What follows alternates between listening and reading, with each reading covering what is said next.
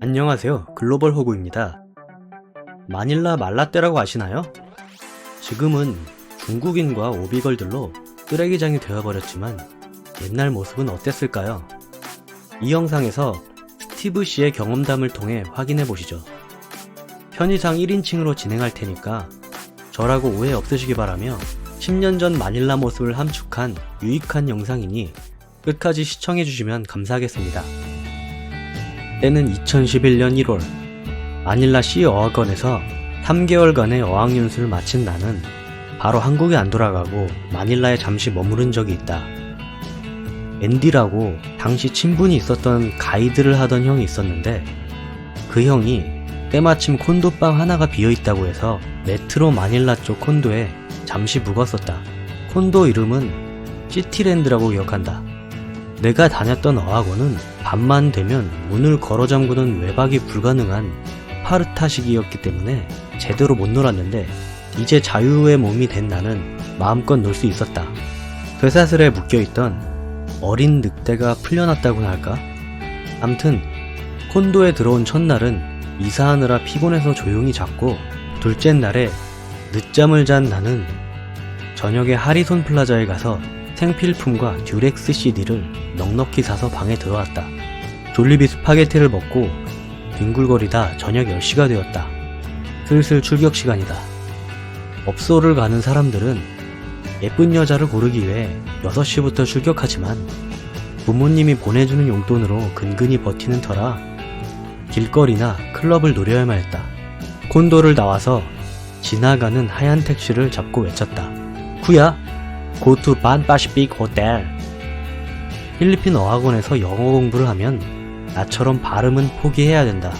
5분 정도 걸려서 팬퍼시픽 호텔에 도착한 나는 당시 헌팅의 거리였던 아카사카 거리를 한번 쓱 돌아본다. 한창 공사가 진행 중이던 말라떼 베이비 맨션을 거쳐 레메디오스 서클에 도착하게 되었다. 이 레메디오스 서클은 동그란 공원이 있고 그 주변에 차들이 원형으로 빙빙 도는 형태이다. 아드리아티코 서클이라고도 하고 말라떼 서클이라고도 한다. 이곳은 꽤 넓어서 약속 장소로는 부적합하기 때문에 그 옆 미니스탑에서 앤디 형과 만나기로 했다. 미니스탑에서 500페소짜리 스마트 로드를 충전하고 형을 밖에서 기다리는데 꼬마 거지들이 돈을 달라고 달라붙는 탓에 로드 카드를 긁던 5페소를 뺏겼다. 말라떼에는 거지가 왜 이렇게 많은지 모르겠다. 앤디 형을 만난 뒤 말라떼 거지들을 뒤로하고 당시 가장 핫했던 클럽 소셜리스타에 입성했다. 소셜리스타는 킹 오브 나이트라는 호빠 맞은편에 있는 클럽이었는데 규모는 그리 크지 않았지만 지직스가 생기기 전까지 최고의 피싱 장소였다. 평일임에도 불구하고 11시에도 사람이 꽤 많았다. 이 소셜리스타 클럽을 잠깐 소개하자면 요즘 클럽들과는 달리 비싼 돈 내고 테이블 잡을 필요가 없었고 다들 맥주 들고 가볍게 노는 분위기라 50페소짜리 산미겔 맥주 한 병이면 충분히 눈치 안 보면서 놀 수 있었다.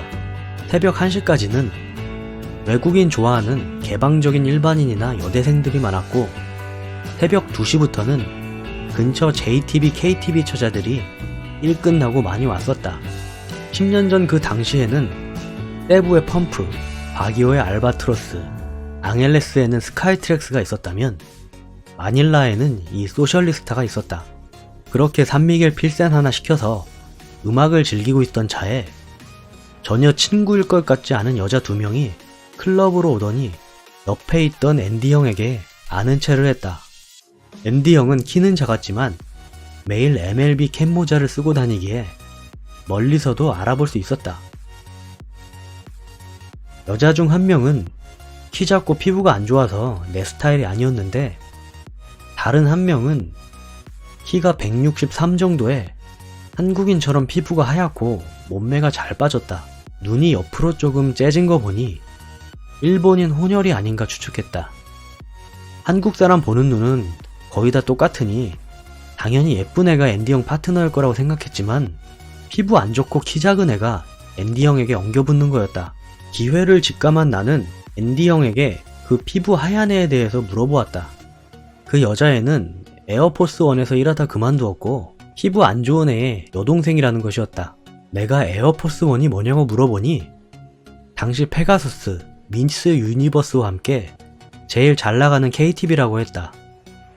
나는 돈이 없어서 그런 곳엔 발도 못 들여봤는데 클럽원이 저런 애들도 공짜로 만나고 참 좋다고 생각했다. 당시 인터내셔널 KTV에서 일하는 여자들은 잘 나가는 남자들을 많이 상대하다 보니 콧대가 상당히 높았다. 그래서 얘하고도 하룻밤은 기대 안 하고 같이 술이나 먹으며 친해지면 좋겠다고 생각했었다. KTV 가면 같이 얘기하는 데만 1시간 500페소 정도를 줘야 하니 오늘은 본전을 뽑았다고 생각했다. 나는 어학원 튜터에게 배운 생활 따갈록을 활용해서 그녀에게 조심스럽게 이름이 뭐냐고 물어보았다. 아농 빵알람모? 그녀의 이름은 라라라고 한다. 라라라니 한 번도 들어본 적이 없는 이름이다. 역시 유니크한 얼굴만큼 이름도 유니크하다고 생각했다. 필리핀 자주 가는 사람들은 알겠지만 필리핀 여자 이름은 린, 그레이스, 프린세스, 마리, 캐시, 쉐인 등 이런 흔한 이름들 안에서 귀결된다. 라라와 몇 번 대화를 나눠봤는데 콧대 높을 줄 알았던 그녀는 예상외로 웃으며 내 말을 잘 받아주었다. 웃는 모습이 마치 어학원에서 내가 짝사랑했던 클레어라는 한국 여자아이와 상당히 흡사하였다. 그 애도 날씬하고 피부가 하였었지만 차마 말을 못 걸었었다. 얘가 한국 여자였으면 이렇게 술 마시면서 얘기하는 것조차 꿈도 못 꿀 테지만 개방적인 필리핀 여자 아닌가. 그래서 어느 정도 대화가 진행된 뒤에 자신감을 내어 손을 잡아봤는데 다행히 거부를 안 한다. 그 뒤 많은 얘기를 한 것 같은데 자세하게 기억은 안 난다.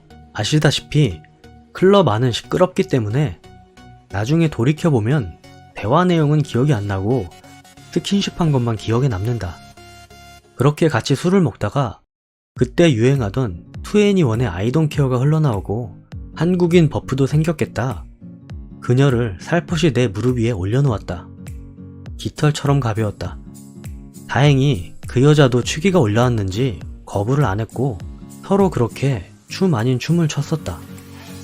그녀의 매끈한 다리와 잘 빠진 엉덩이 때문에 나는 내 소중이가 경직되는 것을 힘껏 버텨야만 했었다. 그러던 중 앤디 형은 내일 가이드 일이 있어서 들어가 봐야 한다고 했고 그 피부 안 좋은 여자애도 데리고 같이 소셜리스타 클럽을 나갔다. 하지만 내 파트너도 자기 언니를 따라서 집에 가려고 일어나는 것이었다. 그래서 나는 본능적으로 내 무릎에서 일어나는 그녀의 팔을 잡았다. 페이스북은 받았지만 20대 혈기왕성한 젊은 남자를 이렇게 흥분시켜놓고 집에 가는 건 반칙이었다. 그녀가 팔을 잡은 나를 돌아봤고 알았다는 듯 고개를 끄덕이며 자기 가방을 테이블에 올려놓았다. 매우 안심이 되는 순간이다. 이건 팁인데 여자가 어디 갔다 온다고 하면 가방이나 폰 같은 소지품을 맡아놓는 것이 좋다. 안 그러면 다시 안 돌아오는 경우가 많다. 다행히도 그녀는 잠깐 언니를 만나서 할 얘기가 있다고 해서 나갔다가 금방 돌아온다고 했는데 왠지 그 말에 신뢰가 갔었다. 분량 문제로 다음 편에 이어서 업로드하겠습니다. 분량이 길어서 시청시간이 높은 영상은 아래처럼 항상 노란 딱지를 받기 때문에 길게 못 올리는 점 양해 부탁드립니다. 곧 이어 올릴 테니 구독, 좋아요 부탁드리겠습니다.